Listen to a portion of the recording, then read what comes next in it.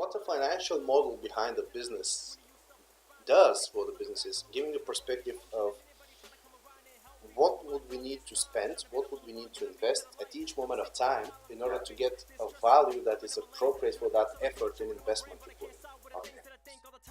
Every day I'm home with a thought in my heart, got me thinking really hard. Am I really this far gone? Reverse the damage that I've caused, man. At a point where I really don't know now.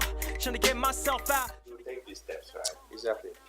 To be fair, Moro is way better salesman and brander than me. So, but what you're saying is very important, because if you're building a team, if you're building a business, Yeah. you need to have partners that have complementary skills, not overlapping skills. You did the same with Divido. I mean, every one of your co-founders is skilled in a very, very different topic, and it's the same now in our business with me and Moro. Tell me, what's the process of establishing the financial model in the business? How we did it for Evido, it was great for me, observing and participating in the process, but gathering the data, structuring it, what are you considering to be the most effective approach to this process, and how you still deliver their value for your clients, because you do it for other companies, and when working with Scalator, when working for blockchain projects, you can actually make this, and literally not a lot of companies have this, and it's very important to have it. Please say, why is it important to have it, and how do we do through the process? It's important because it gives you perspective about what way you stand financially, and it also is a very good way to evaluate a business. Currently, a lot of businesses are being evaluated based on idea. Okay. Based on what we can do potentially, eventually, someday, somewhere, somehow. What the financial model behind the business does for the businesses, giving a perspective of what would we need to spend, what would we need to invest at each moment of time in order to get a value that is appropriate for that effort and investment you put in. Okay. So the way I structure my consulting business with companies is probably different. To be honest, I haven't researched the competition. I have no idea how other financial consulting companies do it. I have a pretty good idea about how the big international consulting companies do it. So basically, the usual process is you get a ton of information. The consultant would ask you for an enormous amount of input. Okay. They run it through a particular internal model that they have developed, and then they spit out the financial model. Okay. What we do is a bit different. You remember, we work on a daily basis with the business, so we need to get a very, very deep understanding about what your business model actually is and how it will evolve through time. Okay. And we basically tackle you and challenge you every step of the way. What happens in the first 3 months? What happens by the end of the first year? What happens by the end of the second year? How shall we tackle this problem? What if this doesn't work?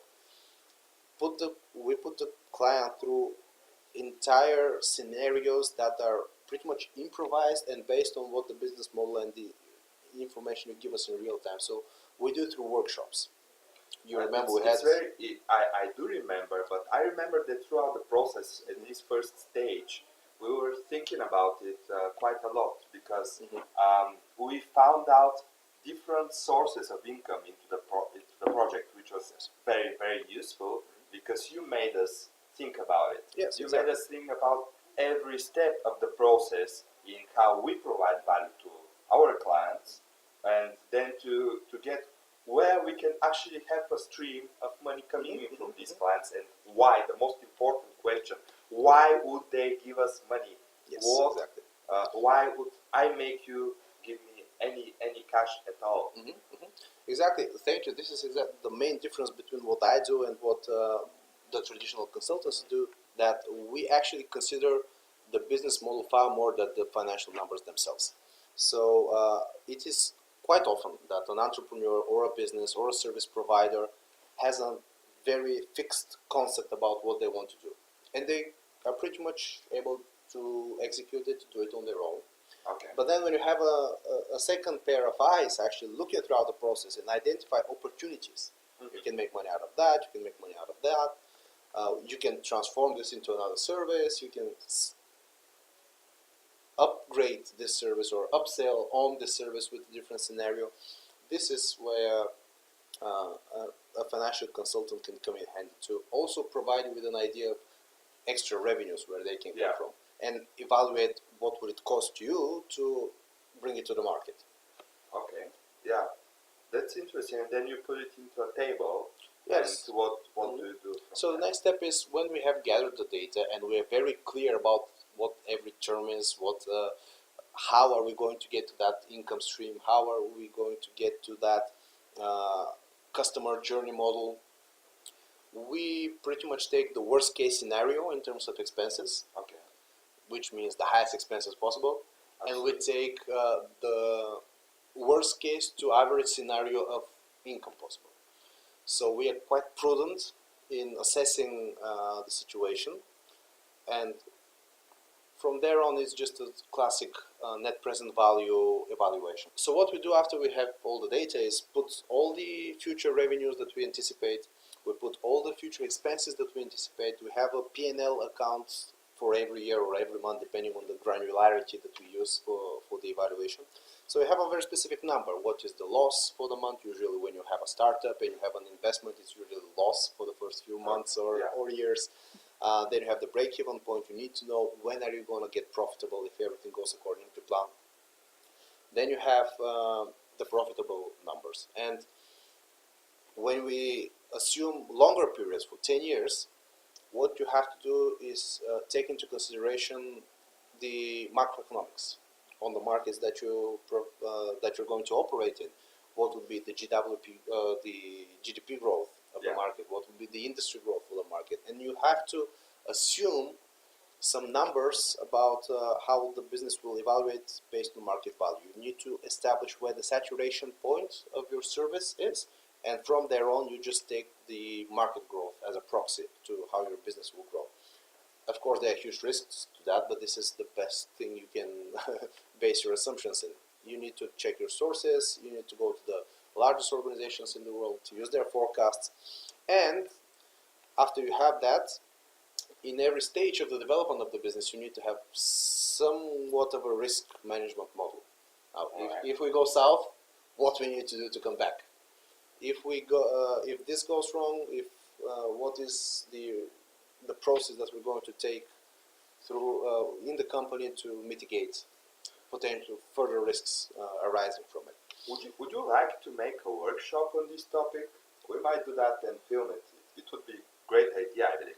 That would be expensive, but maybe we can do it.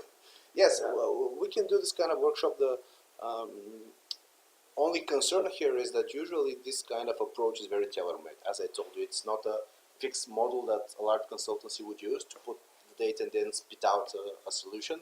It's very, very tailor-made to the business, and from company to another. A case study.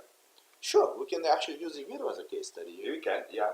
We can. And from then you can actually go through the steps on your own. But one thing I learned the hard way is you hire the best people to do the work, and it's always worth it. Because it's the same with sports, it's the same with business consulting, it's the same with lawyers. If you have Don't go there. Yes, if you have the best on your side, Don't go there. this guarantees results. And go to people with reputation that actually know what they're talking about, that have the credentials to do the work, and have something to show for what they have done. Yeah, I wouldn't do my financial model myself. Yeah, exactly.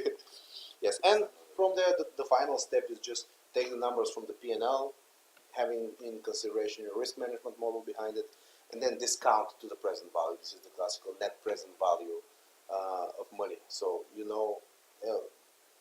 let's say you have $1 million in profit 10 years from now. Today, this is not $1 million. This is way less. You have to discount it for every year of economic growth and inflation, probably depending on how you approach it, to what the present value of money is, and this gives you the price of this profit share in the business for the investor to put money in, or for yourself to put effort in. And what do you think is most important for you to develop when you are looking for investors? What are the main points? Selling skills. Like you have to be able to sell yourselves. Right. There's no no successful entrepreneur in history, maybe, who doesn't sell well. You have to be the salesperson. Get a partner who can do it.